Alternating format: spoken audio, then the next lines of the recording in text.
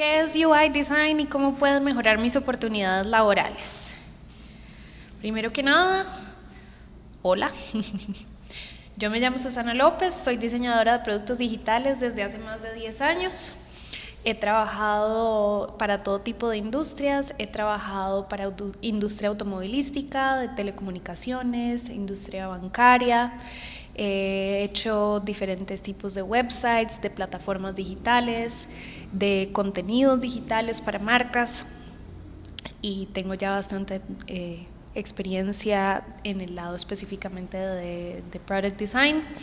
Actualmente estoy trabajando en una agencia que se llama Gorilla Logic, que se encarga de hacer desarrollo y diseño offshore para clientes internacionales, en su mayoría en Estados Unidos. Hoy vamos a aprender una serie de cosas. La número 1 es ¿qué es una interfaz? ¿Qué hace que una interfaz sea buena o mala? ¿Qué es diseño de interfaces de usuario? Y cómo el diseño de interfaces de usuario puede mejorar mis oportunidades laborales. Entonces, primero lo primero, ¿qué es una interfaz? Cuando hablamos de interfaces no nos referimos únicamente a las interfaces que tienen las compus o los teléfonos. Una interfaz es un medio a través del cual interactuamos con las máquinas, con cualquier tipo de máquina. Obviamente lo primero que nos viene a la mente es obviamente una computadora. Las computadoras todos sabemos que tienen una interfaz de usuario. Ahora, en esta imagen no solamente estamos viendo una interfaz de la misma máquina. Una de estas interfaces es el sistema operativo que podemos ver aquí, en este caso es el de Mac, pero también vemos un teclado que también es una interfaz que nos permite ingresar palabras en la máquina y también vemos un mouse, bueno en este caso un trackpad, que también nos permite hacer selecciones dentro del sistema operativo. Entonces todas estas son interfaces. También podemos entender una interfaz como una solución a un problema o una carencia de información que tenemos con respecto a una máquina o a un sistema. Por ejemplo, vemos aquí un tablero de un carro. Si nosotros cerráramos los ojos, podríamos acostumbrarnos a medir a qué velocidad va el carro si lo hiciéramos 700 veces con esa intención y acostumbrarnos a no tener que ver el tablero para saber a qué velocidad vamos. Pero el tablero nos facilita tener esa información a mano, saber cuántas revoluciones está teniendo el motor, saber cuánta gasolina nos queda. Entonces aquí nos está resolviendo esa duda o esa faltante que tenemos de información. Este tablero es otro ejemplo de una interfaz de usuario, que no necesariamente es digital. Estas agujitas pueden ser ya sea como de mentiras, una metáfora visual hecha en una pantalla, así como pueden ser agujitas que se mueven literalmente. Pero no solamente eso, digamos, si nos ponemos un poquito más filosóficos y metafóricos, podemos decir que un libro también es una máquina. Un libro es una máquina para contar historias. Y la interfaz de un libro puede ser analógica, con páginas y con tinta, o puede ser digital, con una pantalla de píxeles y texto digital. Ambos cumplen el mismo propósito, es una máquina que sirve para exactamente lo mismo y lo que cambia es únicamente la manera en que interactuamos con el contenido. Ahora que sabemos que es una interfaz, vamos a hablar de dos componentes primordiales que tienen las interfaces. En el diseño digital y en el diseño en general web,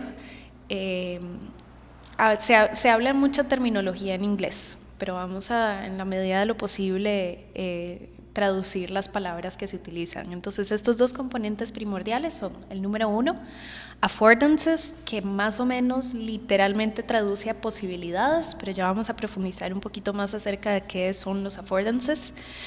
Y signifiers, que literalmente se traduce a significadores. Los affordances son aquellas acciones que nosotros realizamos intuitivamente, que no necesitamos que nos las expliquen, que automáticamente las tenemos grabadas en la mente y que a veces son tan obvias que pasan desapercibidas. Los signifiers son instrucciones literales que nos ayudan a interactuar mejor o a comprender mejor una interfaz con la que estamos interactuando. Aquí vemos un ejemplo, en este ejemplo clásico, para explicar qué son los affordances, vemos una tijera. Esta tijera, lo primero que podemos decir es que es para una persona diestra. Se utiliza con la mano derecha. ¿Y cómo sabemos esto? Simplemente porque estas curvas están diseñadas con una suavidad para que la mano derecha funcione, pero la mano izquierda se sienta incómoda. Eso es un affordance. Otro affordance es que en el huequito pequeño va el pulgar y en el huequito grande van los demás dedos. Nadie nos tiene que explicar, nosotros entendemos cuál es la posición correcta de las tijeras. Otro affordance es que el lado metálico es el que corta. Nadie nos tiene que decir, este es el lado por donde la tijera corta. O sea, nosotros sabemos exactamente por qué lado agarrarla. Y también vemos la diferencia entre un material y otro que nos explica, este es el lado que sí puedes tocar y este es el lado que no puedes tocar. Todos estos son affordances. Son tan intuitivos y tan automáticos que nadie nos los tiene que explicar. Vamos a ver otros ejemplos. Todas las puertas de carro, sin importar si la manija es vertical, si es horizontal, si es redonda, si es cuadrada, automáticamente sabemos cómo abrir una puerta de un carro, aunque sea un modelo de los años 20 o de los años 30 o aunque sea un último modelo. Todas las puertas, a pesar de que su diseño sea ligeramente diferente, sabemos cómo utilizarlas porque todas cumplen un propósito similar. Estos se le llaman affordances. Y ahora vamos a ver un ejemplo de un signifier. ¿Cuántas personas han tenido aquí la experiencia de estar metidos en un baño y que escuchan que alguien les va a abrir la puerta del baño? ¿Verdad que eso es frustrante? Para poder comunicar a las personas efectivamente que un baño está siendo utilizado, no podemos utilizar una chapa de puerta que sea igual a la que tenemos en la casa. Entonces, en este caso lo que hacemos es que ponemos una instrucción visual, un signifier, que nos marca cuando la puerta está en uso o cuando el baño está en uso o cuando el baño está desocupado. Y de esta manera simplificamos la experiencia tanto para la persona que está adentro del baño como la persona que está haciendo la fila y que quiere saber con la mayor velocidad posible cuál está ocupado y cuál está desocupado. Entonces, este es un signifier y esta es una buena interfaz de usuario. Y ahora vamos a ver ejemplos en donde muchas veces se combinan ambas. El primero que está aquí del lado izquierdo es un switch de prender y apagar la luz. Todos conocemos este tipo de switch que tiene como la palanquita que se mueve para arriba, para abajo. También funciona de exactamente la misma manera. Los que son planos tienen una ligera curva, todos sabemos para arriba o para abajo, o para izquierda o para derecha. Lo que sabemos es que hay dos posiciones, una es encendido y otro es apagado. Si aparte de eso, si aparte de ese affordance que ya todos conocemos, le agregamos un signifier que nos avise para qué lado es el apagado y para qué lado es el encendido, estamos mejorando tremendamente esa máquina que sirve para prender y apagar la luz. Después en el centro tenemos una de las interfaces más básicas y más populares del mundo, que es los botones de cómo llamar un elevador. Si queremos ir hacia arriba, presionamos el botón de arriba. Si queremos ir hacia abajo, presionamos el botón de hacia abajo. Una mala interfaz sería, por ejemplo, que estemos en el último piso de un edificio y que hubiera un botón para subir. Eso sería un pésimo affordance, porque automáticamente pensaríamos que es que hay más pisos para arriba sin que nadie nos diga. Y por último tenemos las famosas puertas de alar y empujar, que muchas veces las personas caen, los diseñadores, o no los diseñadores, pero los propietarios de los edificios, caen en el error de no utilizar los affordances y los signifiers de manera efectiva, y muchas veces no sabemos si la puerta se empuja o se jala porque tiene manijas para los dos lados, ¿verdad? Entonces, un excelente affordance, sin necesidad de decir para qué lado se jala y para qué lado se empuja, es que el lado que se empuje se le pone una placa metálica y para el lado que se jala se le pone la manija. Entonces, ahora que está claro cuáles son los elementos que hacen una interfaz efectiva, vamos a ver otros ejemplos en digital. Estos ejemplos, el de la derecha es solamente un affordance y el de la izquierda es un affordance, además acompañado por un signifier. Hoy en día, hemos utilizado tanto estas flechitas de hacia atrás hacia adelante que no importa si es así lineal o no importa si está relleno, no importa si está sobre un círculo, sobre un cuadrado, ya sabemos que esta es la metáfora de ir a la siguiente pantalla y esta es la metáfora de ir a la anterior pantalla. Sin embargo, es una buena práctica acompañar el affordance de un signifier solamente por aquello, porque a veces no es lo mismo decir vamos a la pantalla anterior que veamos el contenido que está a la par. Vamos a ver algunos ejemplos de interfaces efectivas y de interfaces terribles. La primera interfaz que les quiero mostrar es esta. Es una interfaz súper clásica. Esto es aproximadamente unos 10 segundos empezado el juego. Y lo que nos está enseñando es una experiencia de onboarding. Te está explicando cómo usar el juego y no te ponen instrucciones textuales. Nadie te dice hacia dónde tienes que caminar, nadie te dice qué es bueno, qué es malo, quién te mata, quién te hace crecer, quién te hace bueno. Durante esta experiencia, si empiezas a caminar hacia la izquierda, no pasa nada, la pantalla no se mueve. Si empiezas a caminar a la derecha, la pantalla se empieza a mover. Entonces, solamente con ese affordance, ya entendiste que moviéndote hacia la derecha es cómo debes jugar. Después empiezas a caminar y hay un signo de pregunta que está prendiendo y apagando. Bueno, no sé si todo el mundo se acuerda de este juego, pero obviamente pues yo ya estoy viejita, entonces yo sí me acuerdo. Como está brillando, obviamente el primer impulso es intentar tocarlo, ¿verdad? Eso es lo primero que te enseñan. Y una vez que brincas, lo primero que te sale es el honguito. El honguito tiene una carita feliz. Es automáticamente entendible que ese honguito va a ser algo positivo en el juego. Y en el instante en el que lo consumes, el honguito, te haces grande. Y una vez que consumes el honguito, te aparece este otro. Este otro tiene una cara de malvado, tiene el ceño fruncido y automáticamente comprendes que este no es un honguito que debes tocar. Esta es una interfaz excelente. Nadie te tuvo que explicar cómo jugar el juego. Vos aprendiste solo a partir de affordances. Ahora vamos a ver una interfaz terrible. De hecho, hay una teoría de conspiración, que quién sabe si es cierta o no. A mí me encantan las teorías de conspiración. En Estados Unidos, las elecciones presidenciales, a pesar de que hay múltiples candidatos, suelen ser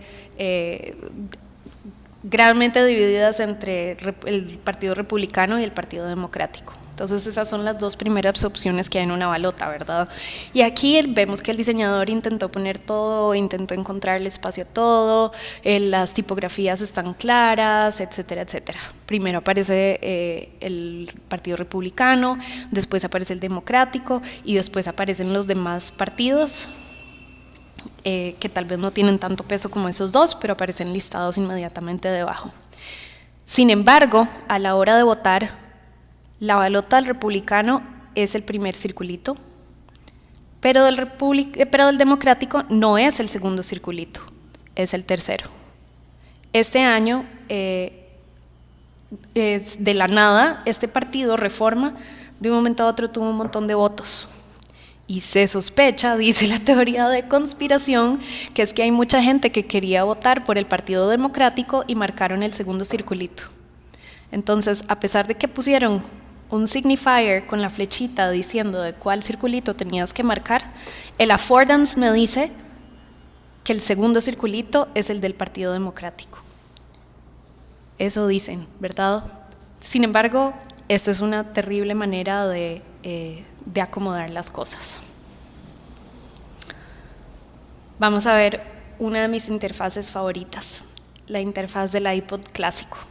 Esta es diseñada a propósito para hacer un affordance con la manera clásica en la que escuchamos la música, que era con los vinilos. Vos le das vuelta al vinilo, escoges en dónde está la canción que querés y con el dedito acomodas la aguja para que te ponga exactamente la canción que querés. Y es exactamente la misma manera en cómo funciona el iPod. Vos le das la vuelta al disco y pones el dedito en donde querés escuchar la canción. Es una interfaz automáticamente entendible, es súper intuitiva y muy hermosa, si se vale decir. Y vamos a ver otro clásico ejemplo de una interfaz terrible.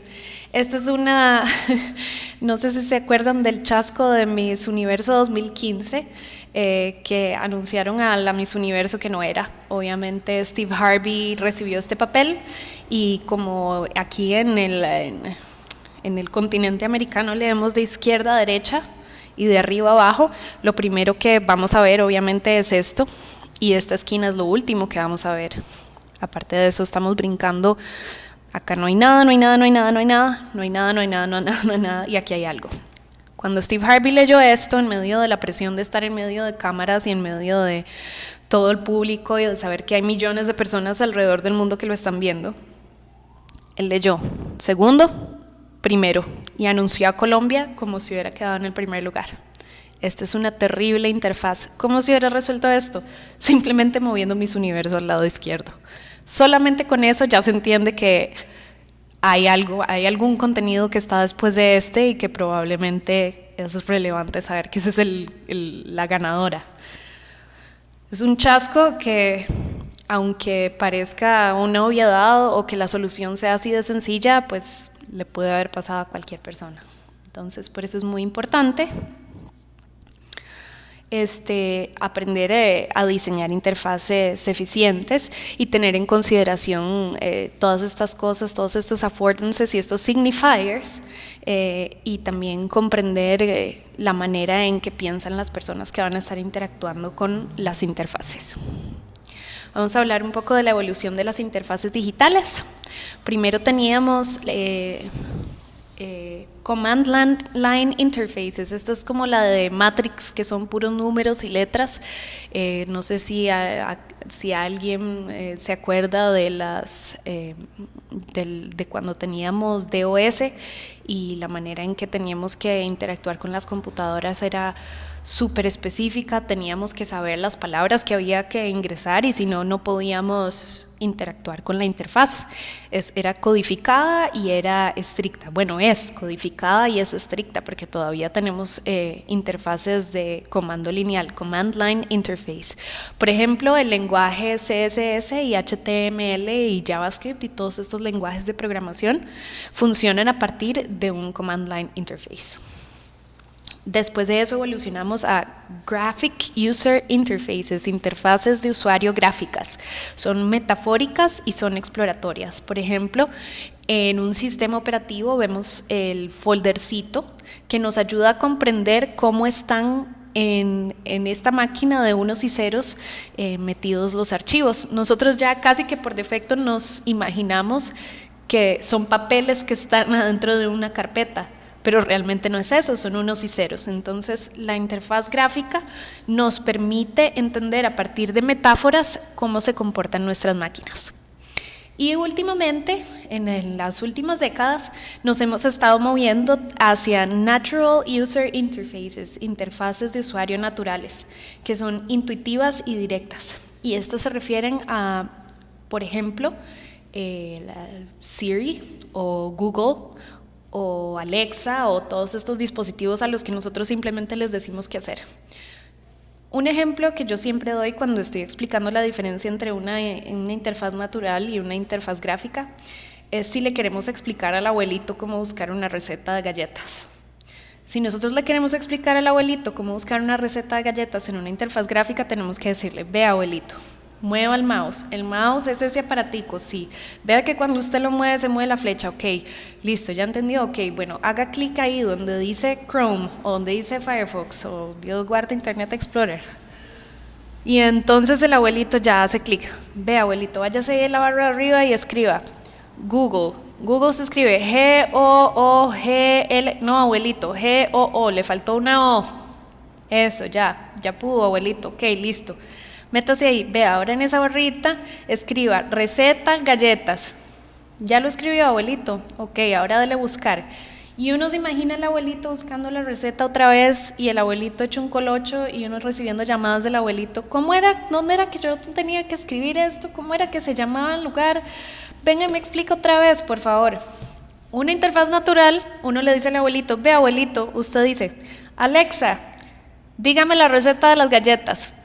Se acabó la explicación. Es una interfaz intuitiva, es una interfaz directa, el abuelito entendió, no hay que volverle a dar la explicación. Estamos intentando migrar hacia ese tipo de interfaces.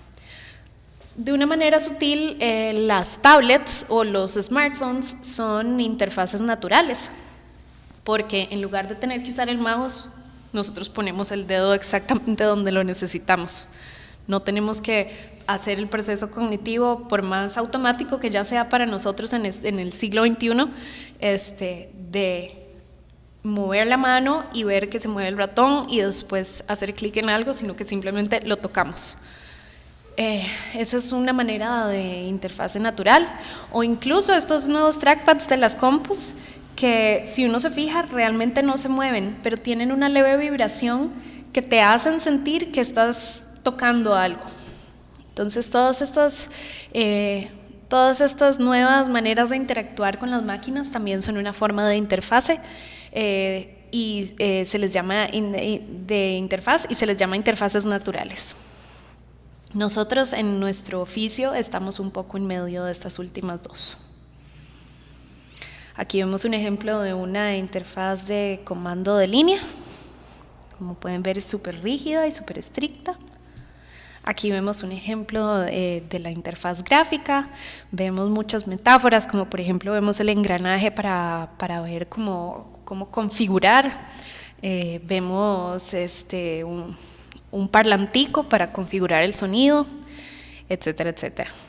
Y aquí tenemos el famoso Alexa de Amazon, al que simplemente le decimos lo que queremos, le podemos pedir incluso que nos compre cosas, que nos ponga nuestra canción favorita, que nos lean las noticias, e incluso con el Internet de las cosas, de Internet of Things, estamos conectando a esto con nuestros bombillos inteligentes, con nuestras refris inteligentes, con todos los chunches inteligentes que tenemos.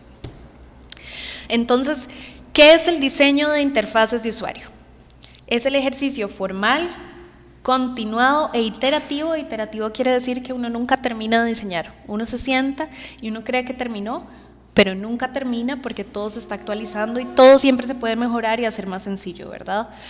Pero es el ejercicio de definir las características visuales y perceptibles de una interfaz a fin de que el usuario sea capaz de realizar tareas e interactuar con el software de manera eficiente. Para poder ser un buen diseñador de interfaces de usuario hay que tener en consideración que no todo el mundo tiene las mismas capacidades motoras, cognitivas y bueno, auditivas, visuales. Entonces es un proceso sumamente humano y de experimentación constante. El mercado laboral, para resumirles cómo es el mercado laboral del diseño de interfaces, quiero que se hagan esta pregunta. Quiero que se imaginen su vida sin interfaces de usuario. Es imposible, es imposible. Toda la manera con la que interactuamos con todas las máquinas y cada vez más requiere de nuestro rol como diseñadores de interfaces de usuario. Hay incontables oportunidades ahorita y en el futuro, más pensando en que todo está orientado hacia volver todas las máquinas automáticas. En el futuro probablemente ya no va a haber choferes porque los carros se van a manejar solos, probablemente hay muchos trabajos y digamos, hay estadísticas que lo comprueban, que la mayoría de trabajos se van a eliminar por medio de la automatización. ¿Y quién va a diseñar todas esas interfaces automáticas? Las personas que se dedican al diseño de interfaces de usuario. Entonces, sin más, les insto a que se inscriban ya mismo en el programa de La Creativa para que aprendan a diseñar interfaces de usuario. No sé qué esperan, porque la verdad es que es indispensable que tengamos cada vez más diseñadores. Muchas gracias.